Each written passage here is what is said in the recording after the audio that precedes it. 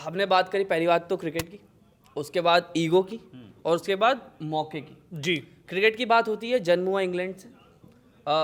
Ego की बात होती है, ईगो आता है कॉन्फिडेंस से। वो कॉन्फिडेंस इंग्लैंड में बहुत था पिछले 4 साल से कि वो गेम ले जाएगा। मौका था कि आप डिफेंडिंग चैंपियंस हैं, आप आके अपने गेम को, अपने वर्ल्ड कप को और अच्छा बनाओ। जो लास्ट टाइम अभी तक आप पे सवाल उठ रहे हैं कि वो फ्लूक है, वो अनफेयर था, आप उसको गलत करो। इन तीनों सिचुएशन में इंग्लैंड ड्रास्टिकली फेल हुआ है। अब अगला मैच इंडिया का इंग्लैंड से। अब तक देखा जाए अगर इंग्लैंड की और इंडिया के वर्ल्ड कप इतिहास की बात करें, देखिए 8 मैचेस हुए हैं, 4 इंग्लैंड जीता है, 3 इंडिया जीता है, 1 टाई हुआ है, तो मतलब एकदम नेक टू नेक है।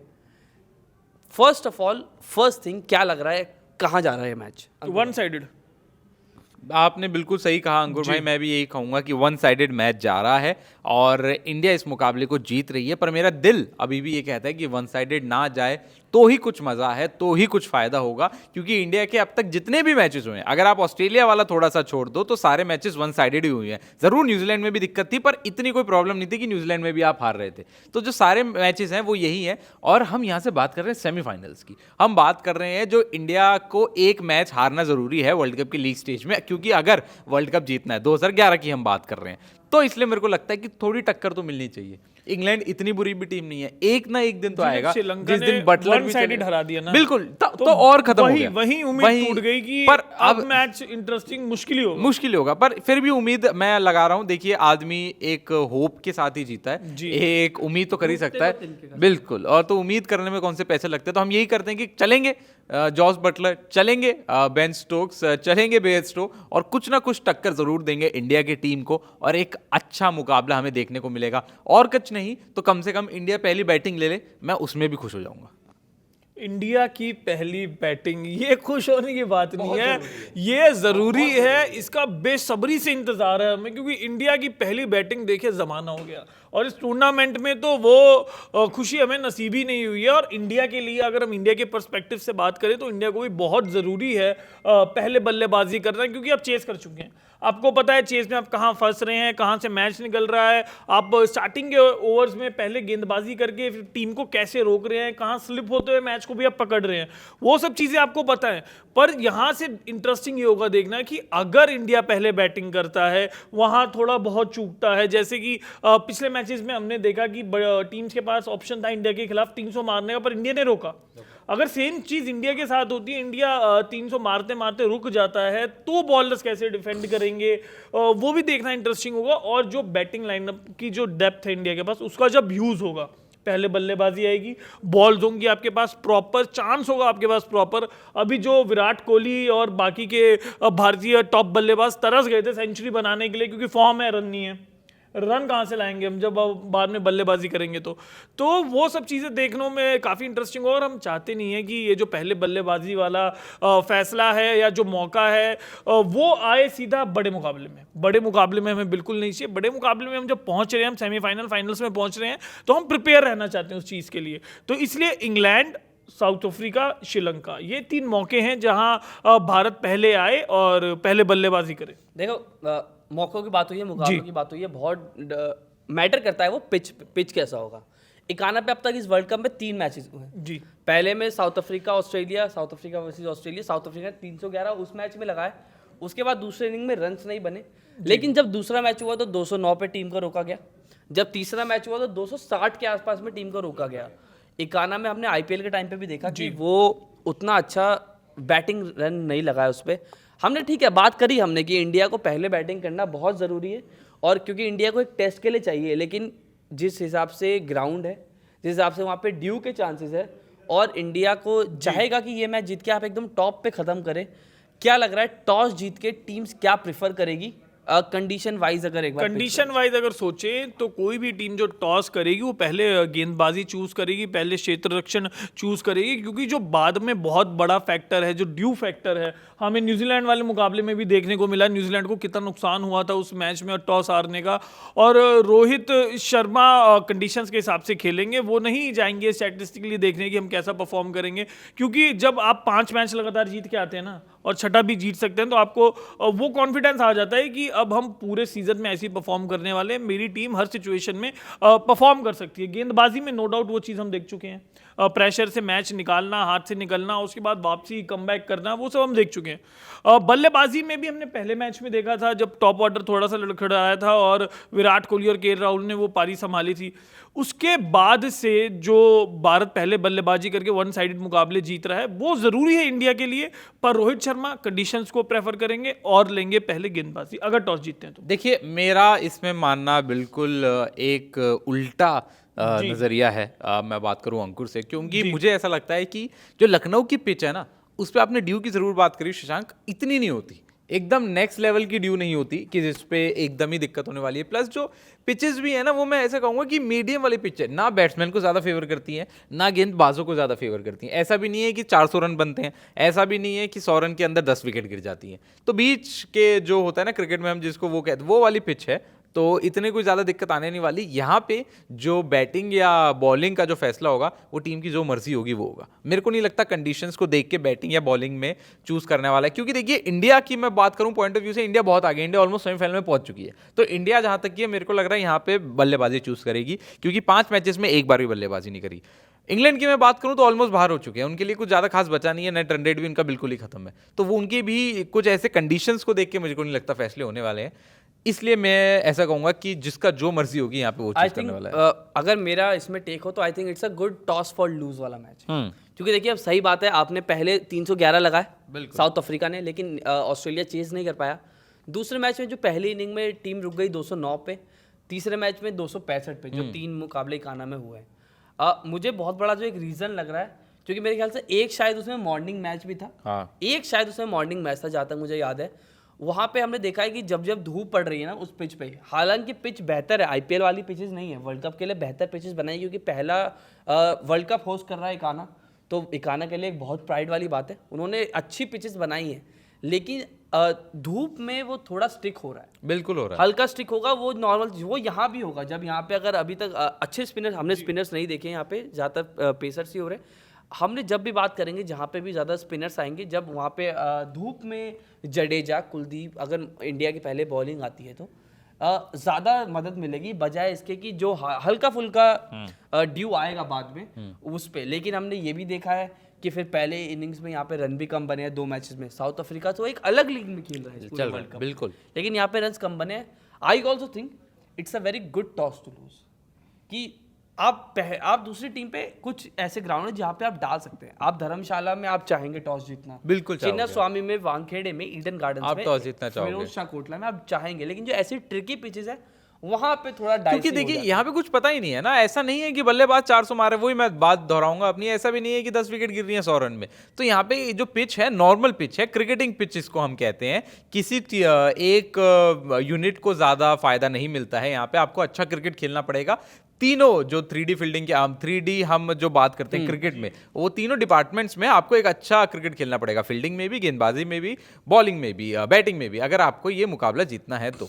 देखिए कहीं ना कहीं शशांक भाई स्ट्रेंथ है टीम इंडिया की कि अभी तक जो काम हुआ है ना वो तीनों डिपार्टमेंट में बेहतरीन हुआ है। देखिए कोई बेहतरीन सवालिया निशान नहीं है, बेहतरीन जरूर हुआ है, पर मैं अभी भी ये कहूंगा अंकुर भाई, बल्लेबाजी अभी तक टेस्ट नहीं हुई है। एक बार टेस्ट हुई थी, पहला मुकाबला था, वो एक इंसान ने बचा लिया, हर बार आपको बचाने नहीं आ सकते। मेरा इसमें मतलब 50% आई एम टोटली एग्री कि बल्लेबाजी अभी तक टेस्ट नहीं हुई है, लेकिन 50% एक चीज है कि बार बार एक ही बैट्समैन की टेस्ट हो रही है। हाँ, क्योंकि बार बार हमने देखा कि न्यूजीलैंड बस, अगेंस्ट ऑस्ट्रेलिया, बस, जहां पे भी बांग्लादेश में भी, जहां पे मतलब वो तो कंपैरेटिवली फिर भी इजी तो था, आप उसको बल्लेबाजी नहीं कहोगे ना। जब भी विकेट जा रही है वो सिर्फ एक ही बचा रहा है, एक ही बचा रहा है बार बार। तो मैं आपको वही कहना चाहता हूँ शशांक भाई, वो बल्लेबाजी नहीं है ना, फिर वो तो एक प्लेयर की बात है, वो तो चली जाएगा। बट वो गेम अप्रोच नहीं बोलेंगे कि आपको पता है आपका ये खिलाड़ी फॉर्म में है, ये चल रहा है, इस वजह से रोहित शर्मा भी तेज खेल रहे हैं। और जाओ ऐसा नहीं जो होता, आप टेस्ट की बात कर रहे हैं ओपनिंग बल्लेबाजी के लिए, उसमें रोहित शर्मा आपको रन बना के दे रहे हैं। अंकुर भाई जो साथी खिलाड़ी हैं उनको मौके मिले हैं, वो परफॉर्म नहीं कर रहे। मैं रोहित शर्मा से 40 रन बना के नहीं मारता। आई थिंक जो मेन पॉइंट है ना वो है बड़े रन चेस करना, या पहले बैटिंग करके बड़े रन लगाना। आई एम टोटली एग्री कि वो अगर आपको सेमीफाइनल में करना पड़ा तो फंस जाएंगे, लेकिन ये सब बातें अभी रोहित शर्मा खेलते हैं, आप लगा लीजिए रोहित शर्मा, आपको पता है कि आपकी टीम ने 4 मैच जीत लिया, आपको पता है आपको 200 रन का टारगेट चेस करना है, तो रोहित शर्मा मारेगा, कोई भी आदमी मारेगा। वहीं अगर मान लो ऑस्ट्रेलिया के साथ आपका सेमीफाइनल चल रहा है, रोहित शर्मा पहले बल्लेबाजी करने आए हैं, तो क्या ऐसा होगा?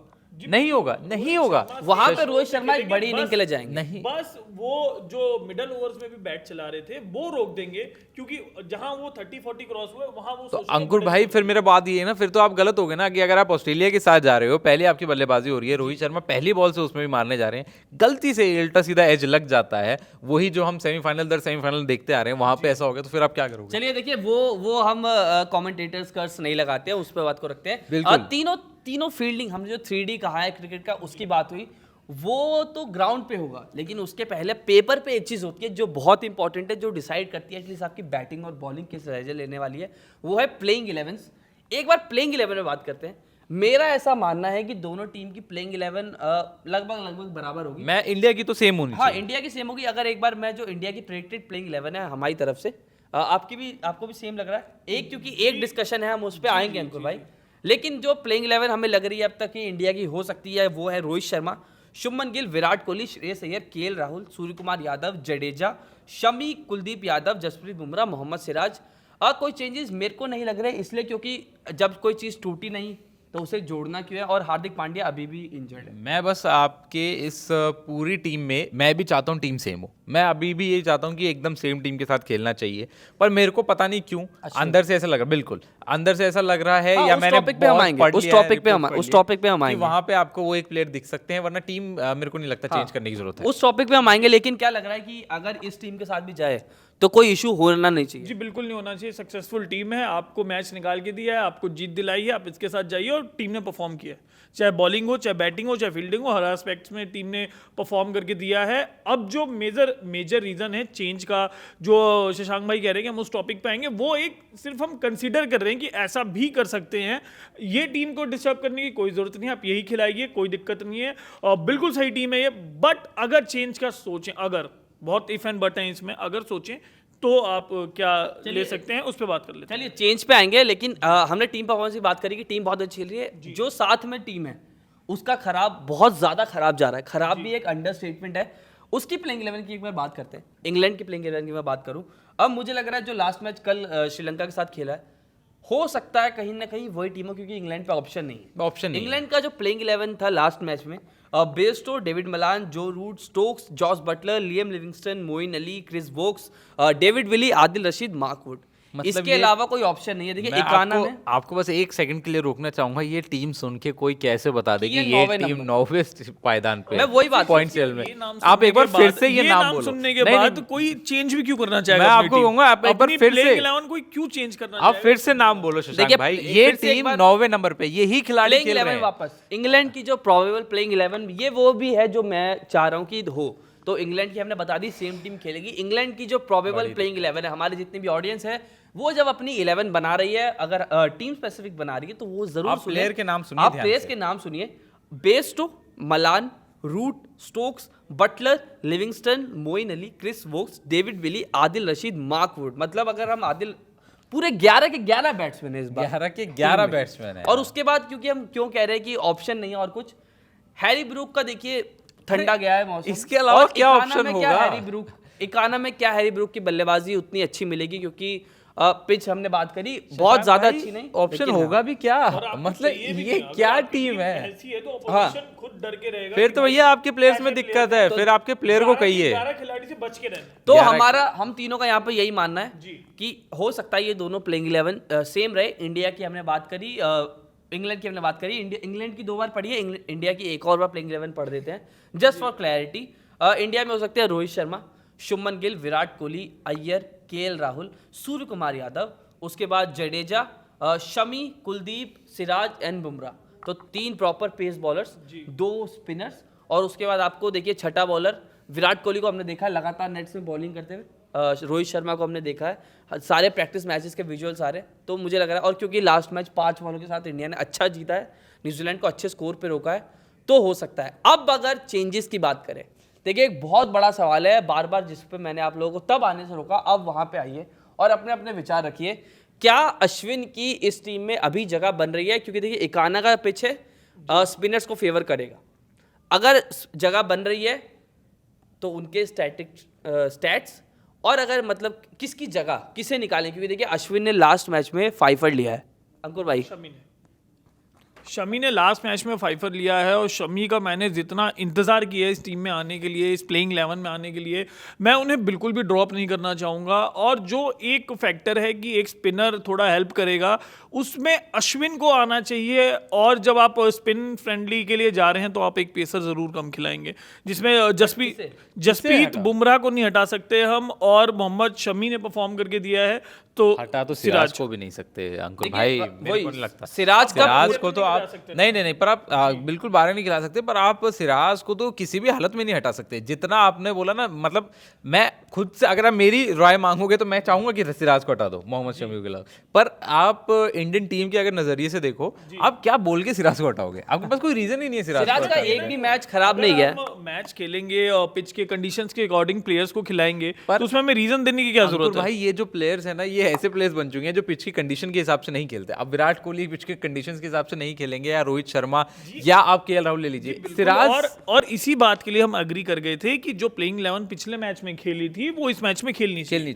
बट अगर ये हाइपोथेटिकल था हमारा कि अगर अश्विन के लिए हमें जगह बनानी है, या तो आप एक बैट्समैन को हटाओगे, बिल्कुल कोई सेंस नहीं बनता। मैं तो अभी भी यही कह रहा हूँ, कोई सेंस नहीं बनता, क्योंकि ये वही पिच है जहां 209 भी रुकी है और 117 भी रुकी है, शायद ऑस्ट्रेलिया रुकी थी 177 अराउंड, और इसी पिच पे 311 भी बने जी, और इसी पिच पे 311 भी बने। 300 पर तो बल्लेबाजी क्रम में आप बल्लेबाजी ऑर्डर में कोई चेंज नहीं करेंगे, और नंबर ऑफ बैट्समैन भी कम नहीं कर सकते आप। देखिए, मेरे को ऐसा मानना है और मेरे को ऐसा लगता है कि मोहम्मद सिराज को तो टीम इंडिया नहीं हटा सकती। ये आप लिख के ले लीजिए, ये मैं चाहता हूं कि हटा दे, शमी को खिलाएं, पर टीम मैनेजमेंट का आपको भी पता है, टीम मैनेजमेंट का सबको पता है, मोहम्मद सिराज को तो नहीं हटाएंगे।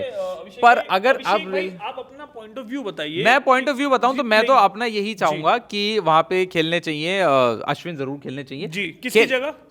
सूर्य कुमार यादव की जगह। सूर्य कुमार यादव की जगह अश्विन अगर खेलने चाहिए तो, वैसे तो मैं चाहता हूँ टीम सेम रहे, पर अगर अश्विन आएंगे तो सूर्य कुमार यादव की जगह ही आएंगे।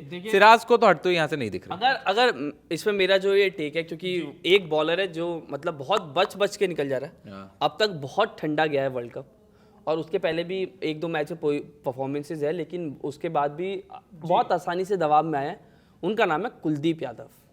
मुझे लग रहा है अगर अश्विन की जगह इस टीम में बननी चाहिए, वो इस स्टेज पे, क्योंकि अब 5 मैचेस हो चुके हैं तो आप आधा वर्ल्ड कप खत्म कर चुके हैं, कुलदीप यादव की जगह बनती है। क्योंकि देखिए, एक तो पहली बात, लेफ्ट आर्मर्स के लिए कुलदीप यादव का बॉल बाहर जाएगा, वो अश्विन का भी जाएगा। पर ऐसा हो नहीं सकता शशांक भाई, फिर वही वाली बात है ना कि हमें तो पता है, हम तो चाहते हैं, पर अगर टीम मैनेजमेंट ऐसा होने ही नहीं देगी। हाइपोथेटिकली वही, इसलिए मैंने देखिए जब प्लेइंग 11 की बात करी तो मेरी तरफ से सेम प्लेइंग 11 खेल रही है। आप मेरे को ये बताओ कि आपने बात बिल्कुल की, माफ कीजिएगा मैं आपको रोक रहा हूँ, पर अगर आपको रियलिस्टिक हम बात कर रही है तो हम सोच रहे हैं कि ऐसा होता है। आपको क्या लगता है कोई एक प्लेयर जो टीम मैनेजमेंट हटाएगी? मेरे को नहीं लगता कुलदीप को हटा सकते। देखिए, अगर आप मैच हारते, सूर्य कुमार को ही लगता है। टीम मैनेजमेंट के पर्सपेक्टिव से सोचेंगे तो हमारा, बिल्कुल मैं टीम मैनेजमेंट के पर्सपेक्टिव से सोच रहा हूँ कि पर्सपेक्टिव से सोचें तो हम अपना ओपिनियन दे नहीं सकते। ओपिनियन आप दीजिए ना, तभी तो मैं आपसे पूछ रहा हूँ कि आपको किसका। मेरे हिसाब से टीम मैनेजमेंट जो है वो सूर्य कुमार यादव को ही हटाएगी अगर अश्विन को खिलाना, या तो खिलाएगी नहीं, पर अगर खिलाएगी तो कोई और प्लेयर होता ही नहीं जो हट जाए। बैटिंग में आप मेरे हिसाब से कोई भी इंडिया का अभी इतना कॉन्फिडेंस है, पर अगर यहाँ से अगर बैट्समैन कम खिलाते हैं